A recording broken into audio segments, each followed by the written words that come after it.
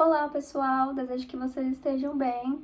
Hoje, assim como dá para perceber mais uma vez, a gente tem um rosto que já é conhecido aqui no canal, nesse espaço, e a Yara está presente comigo para contribuir em relação à fala de Wicked. Wicked foi um filme que assistimos no começo de 2025, em janeiro, e a parte 2 ao final. Então a gente tem essa visão, né, da história com esse panorama.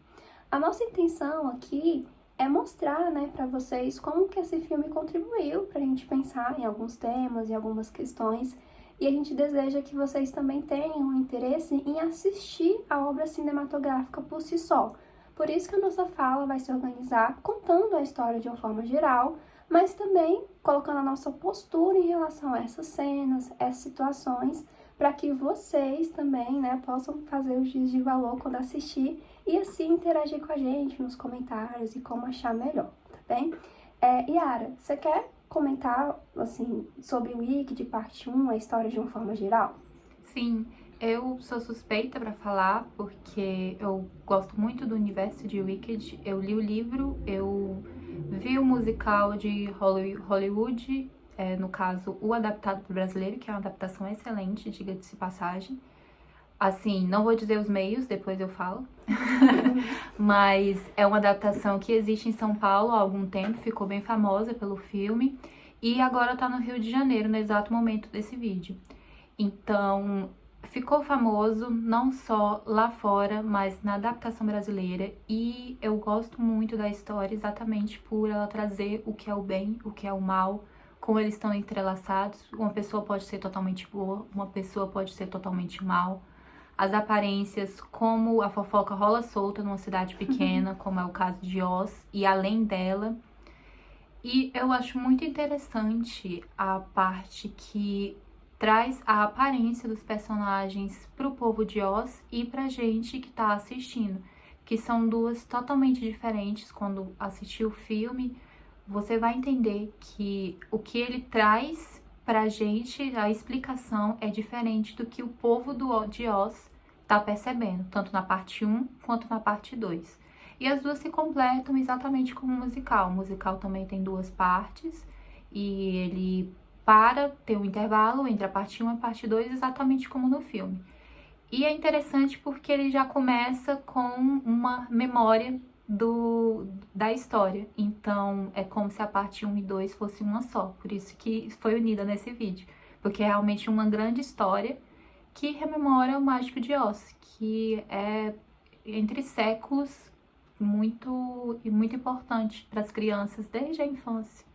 Sim, e esse foi um dos motivos também que a Yara me convidou para ir ao cinema.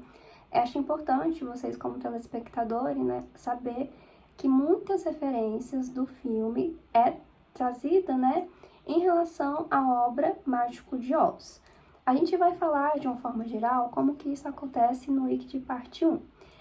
Aquela questão que acontece no livro, né, e no filme também de Oz, ela é repetida no filme, que é a questão da bruxa má e da bruxa boa. Como vocês podem também ter identificado, a gente fez uma tentativa de fazer essa releitura dessas personagens com algumas limitações, mas com essas referências, porque a história do que a gente pegou como cerne tem como centralidade demonstrar a relação delas e como que a ação de cada uma tem ali consequências para toda aquela sociedade.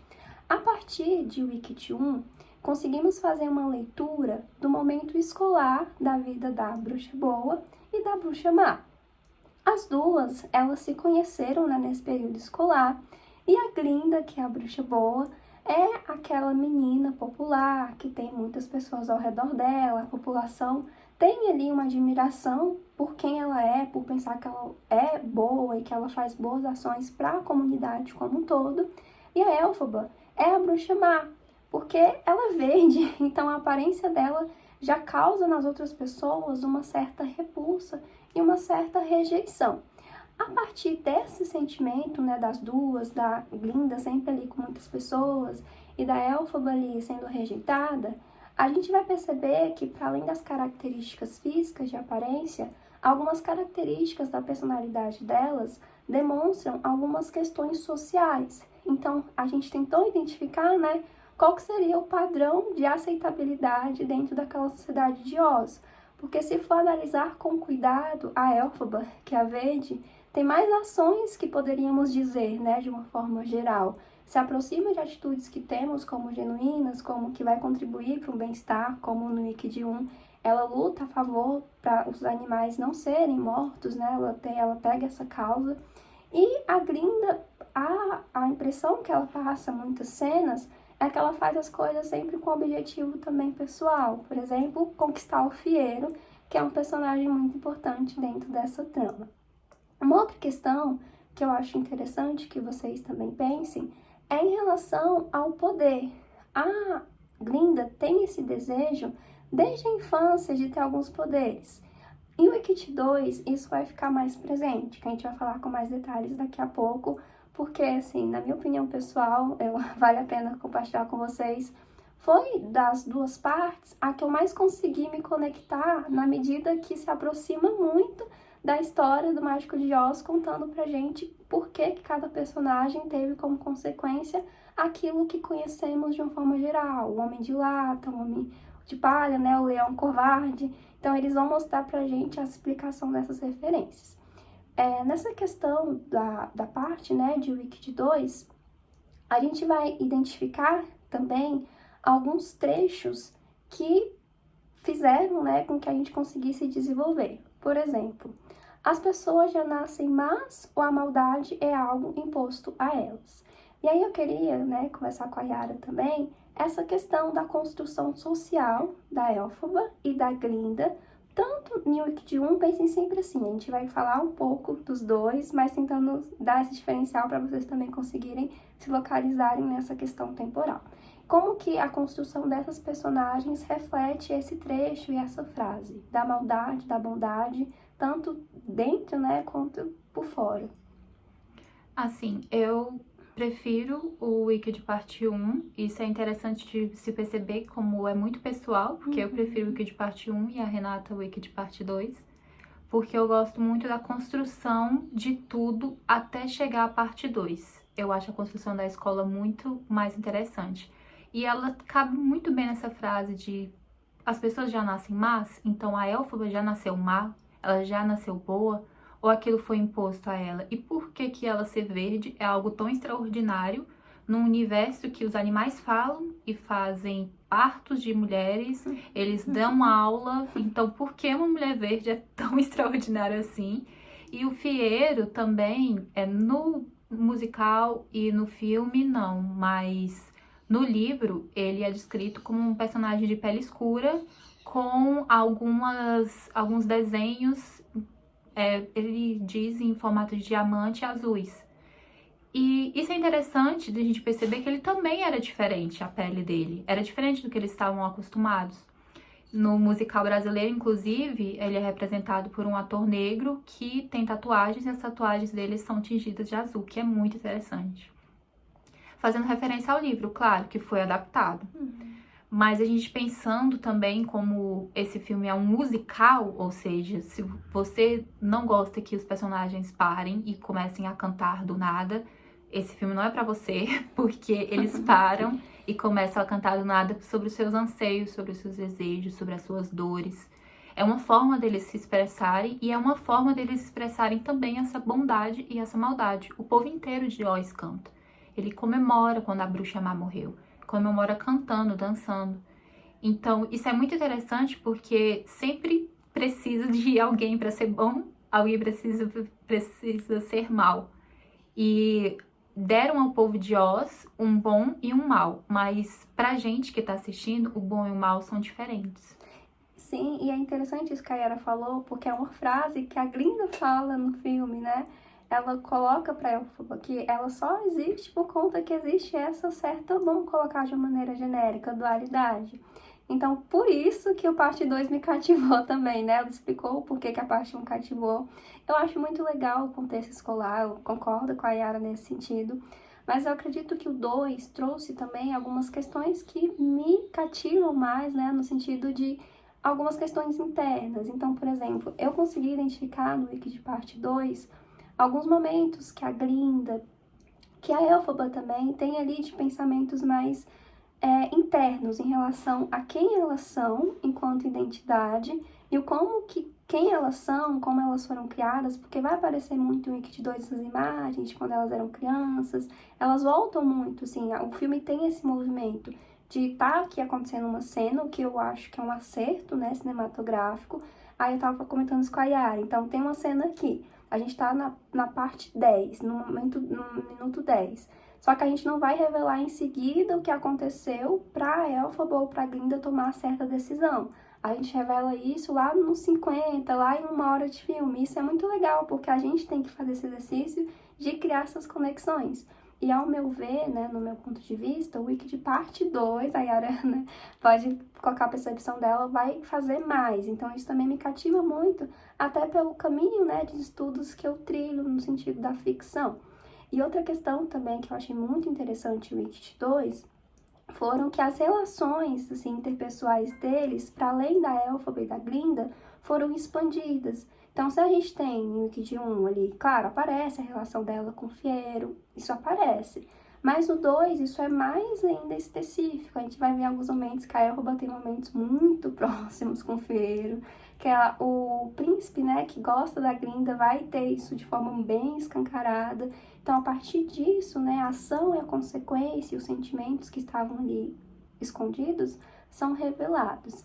E outra questão também que eu acho interessante, que a Yara também, né, acredito que ela vai contribuir nesse sentido, de pensar a questão ali da construção da gente enquanto telespectador gostar ou não.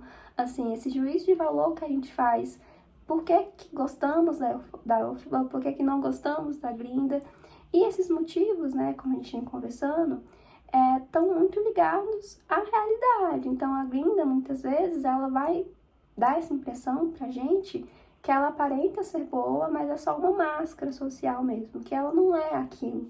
E por isso que a gente, às vezes, sente mais essa afinidade, né, e essa questão de aproximação de ficção com a Elphaba.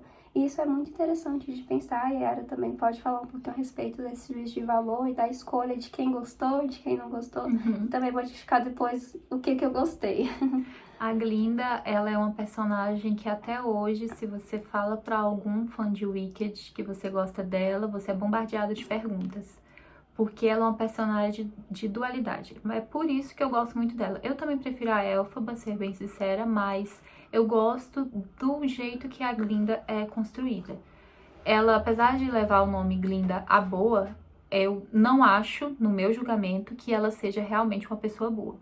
Exatamente porque ela tá sempre esperando uma aprovação de todo mundo. Ela literalmente muda o nome dela por uma aprovação. Quando o Dr. Dillamond é capturado, ela, no primeiro filme, ela muda de Galinda para Glinda. Isso já mostra que ela não tem escrúpulo nenhum em questão de mudar totalmente para poder ser aceita pela sociedade. Enquanto a Elphaba, ela já desistiu há muito tempo. E isso é interessante exatamente para o caráter da Glinda, que ela fala que ela quer ser uma pessoa boa. E ela passa o filme inteiro, o musical inteiro, tentando ser uma pessoa boa na visão dela. Mas, como foi dito no filme, a melhor maneira de unir as pessoas é dar a elas um grande inimigo. E aí o grande inimigo escolhido foi a Elphaba. Só que a amizade delas é posta em prova, porque ela realmente nutriu um sentimento pela Elphaba. Então, claro, ela teve atitudes terríveis no primeiro filme com a Elphaba, ela acabou com a Elphaba em questão social várias vezes, mas depois ela viu ela de outra forma. É até interessante que no filme, a cena da dança entre elas, é muito interessante que as luzes, elas mudam no rosto da Glinda e fazem ela ficar com um aspecto meio verde, igual a Elphaba. Que eu acho que traz muito isso, que ela tá finalmente se pondo nos sapatos da Elphaba e realmente parando para entender ela. E eu acho que isso já diz a personalidade dela, que ela realmente tenta ser uma pessoa boa. Sim, isso também é interessante, né, desses elementos cinematográficos, porque vai acontecer nas duas partes de Wicked. A gente consegue identificar em algumas cenas elementos que vão marcar essas partes do filme que são importantes para a história. Então, esse que a Yara citou é um exemplo, mas também um casamento, né? Eu vou falar de uma forma bem breve, mas vai ter uma festa e essas luzes, elas vão transmitir, em questão de cinematográfico, né? Essa tristeza, essa alegria e essas sensações que a Glinda vai passar ao longo do filme. Essa informação que eu vou dar, né, de uma forma mais geral, mas eu queria que vocês também prestassem atenção dentro do conhecimento do que significa o casamento socialmente, como que foi articulado nessas sensações que a Glinda vai sentir, junto à iluminação e também as músicas. Que as músicas também, assim, eu também sou do time dessas músicas, às vezes em excesso, causa pra gente um certo incômodo, porque parece que você não tinha muito da história, você colocou a música lá. Mas até que pra Wicked fez muito sentido, porque as músicas elas vão contar ali, como a Yara falou, em certa medida, a história da sociedade de Oz, mas também essa individualidade. Para fechar, eu queria assim só recapitular esses temas que são importantes e no sentido mais didático também, né?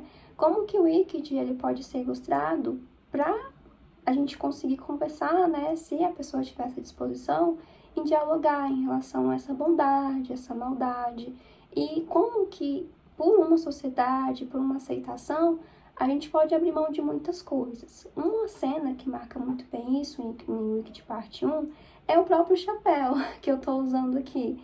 Esse chapéu, a Glinda tem um juízo de valor que ele é ridículo. Eles estão se preparando ali para uma festa, isso também não é uma coisa muito grande, porque faz parte da história, eles estão se preparando para um baile. E claro que todos querem ir da melhor forma possível. E a Elphaba não é da personalidade dela ir para essas festas. Só que ela é convencida ainda, né? E aí a Glinda entrega para ela esse chapéu. E aí ela é ridicularizada, porque, né, para aquele momento não era adequado para um baile. Então, a Glinda, por mais que ela gostava da Elphaba, eu considerei isso em alguns momentos, parecia que realmente ela se importava com ela, que ela queria amizade, mas por aceitação, para mostrar que ela tinha aquele lugar de popularidade, ela tinha algumas atitudes que iam contra o próprio sentimento, né, a própria afeição que ela sentia para conseguir ser aceita. Isso acontece também com o Mágico de Oz, que eu queria que a Yara falasse, né, pra gente concluir. E é isso. Essa parte do baile, ela é bem evidente porque foi a primeira vez que a Glinda, ela mostrou que ela tinha um afeto pela Elphaba em público. Porque é muito fácil você sentir um afeto por uma pessoa, mas não demonstrar isso pra ninguém. Isso traz uma sensação para essa pessoa, geralmente, que ela tem sempre que ficar escondido, que aquele afeto ele não é válido.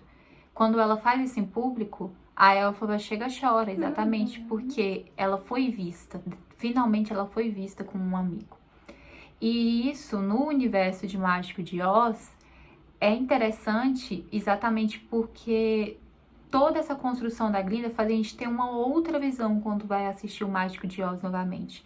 Então, você tem uma outra visão da Glinda, tem uma outra visão da Bruxa Má do Leste, que agora tem um nome, que é Elphaba. Então, tudo isso traz a visão do Mágico de Oz diferente do que a gente conhece na infância. Não só da Glinda Elphaba, mas também dos outros personagens que a Dorothy encontra no caminho, que são o Leão, o Homem de Lata e o Espantalho.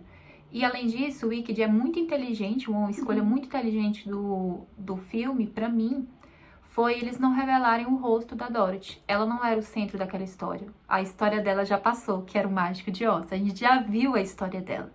Então, quando você traz uma outra visão, eu acho que é muito importante isso, você não focar no que a primeira história já trouxe. E eles fizeram isso muito inteligente.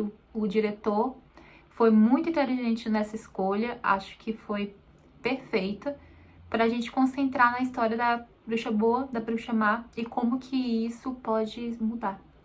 O que a Yara falou é perfeito pra gente finalizar o filme, né? E o livro também, que depois, em outro momento, a gente vai comentar melhor. Mas é interessante pensar na nossa avaliação de bom, né? De excelente, por todos esses elementos.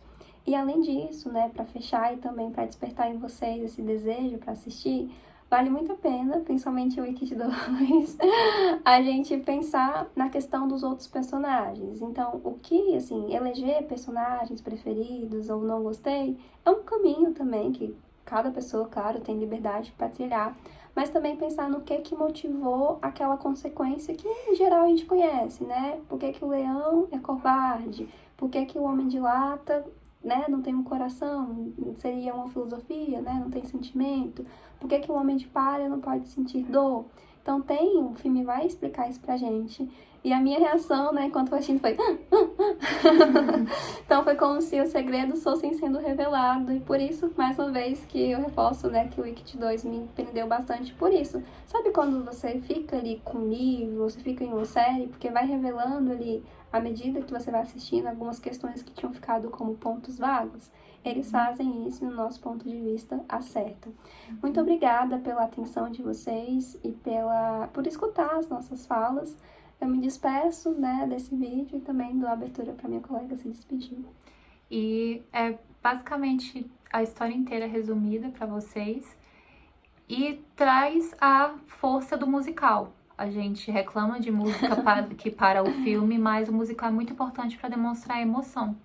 Então vale muito a pena assistir o filme inteiro. Tem cenas deletadas que vão ficar fazendo você ver o filme de 3 horas, que nem O Senhor dos Anéis. Vale muito a pena e é isso. O Wicked, tanto a versão hollywoodiana quanto a versão brasileira, são excelentes e eu prefiro mais a brasileira. Tchau, tchau. Obrigada por assistir.